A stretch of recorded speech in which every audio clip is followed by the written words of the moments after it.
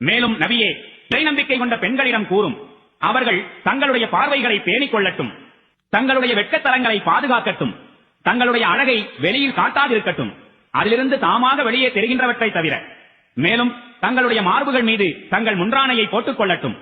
தங்கள் கணவன்மார்கள், தங்களுடைய தந்தையர்கள், தங்கள் கணவன்மார்களின் தந்தையர், தங்களுடைய மகன்கள், தங்கள் கணவன்மார்களின் மகன்கள், தங்கள் சகோதரர்கள், தங்கள் சகோதரர்களின் மகன்கள், சகோதரிகளின் மகன்கள், தங்களுடன் நெருங்கி பழகும் பெண்கள், தங்களுடைய ஆண் பெண் அடிமைகள் மற்றும் தவறான வேட்கைகள் இல்லாத தம்மை அண்டி வாழுகின்ற ஆண்கள், மேலும் பெண்களின் அந்தரங்க விஷயங்களை பற்றி எதுவும் தெரிந்திராத சிறுவர்கள் ஆகிய இவர்கள் முன்னிலையிலன்றி வேறு எவரிடத்திலும் தங்களுடைய அழகை அவர்கள் வெளிக்காட்ட வேண்டாம். தாங்கள் மறைத்து வைத்திருக்கும் தங்களின் அழகை மக்கள் தெரிந்து கொள்ள வேண்டும் என்பதற்காக தங்களுடைய கால்களை பூமியில் அடித்துக் கொண்டு நடக்க வேண்டாம்.